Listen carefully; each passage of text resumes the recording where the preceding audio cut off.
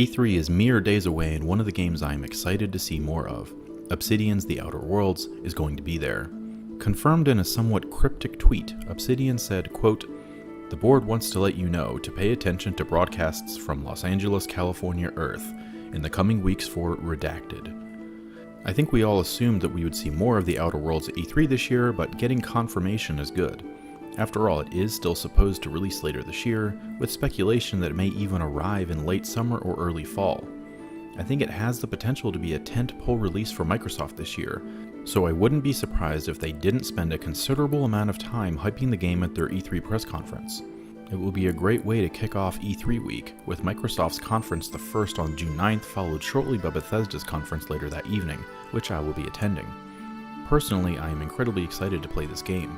As someone who is seriously looking forward to playing Starfield late next year, hopefully, a smaller scale game set in space made by the developers of Fallout New Vegas is definitely appealing. I previously made a preview video about the Outer Worlds back when this channel was much smaller, but it still holds up since we haven't seen any new information about the game since that time. Be sure to check it out if you're interested. That being said, Microsoft purchased Obsidian recently, though they have been working on the Outer Worlds for some time, so it is still coming out on the PlayStation 4, though it will be confined to the Epic Store and Microsoft's Windows Store, which I tried to use a few times and couldn't even get games to download, so I'll be avoiding that. I can't tell you the last time someone said to go download a game from there. Anyway, given that we evidently aren't going to be seeing Cyberpunk 2077 this year, The Outer Worlds is now one of my most anticipated games of 2019. Why is that, you may ask? Well, if you've seen any of my live streams, I have been replaying Fallout New Vegas for the first time since it was released. I had originally played the game when it came out, but I was in college and also had a job, so I rushed through the main story pretty quickly and probably just, in general, didn't give the game its fair playtime.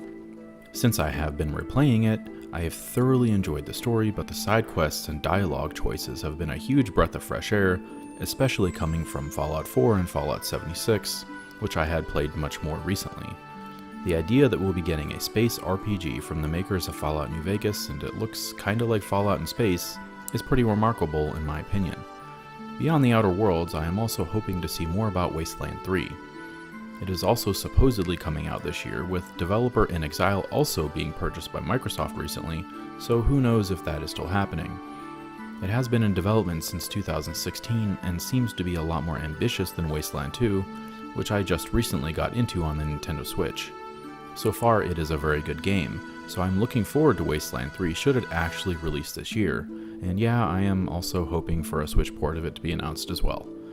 Lastly, I am somewhat intrigued by Biomutant.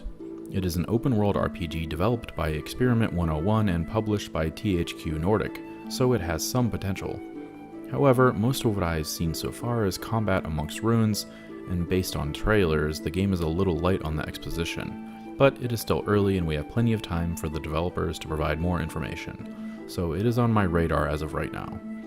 Still, The Outer Worlds is one of my most anticipated games of the year, but given that E3 is days away and there are likely to be several new games announced that may be releasing this year, that may change.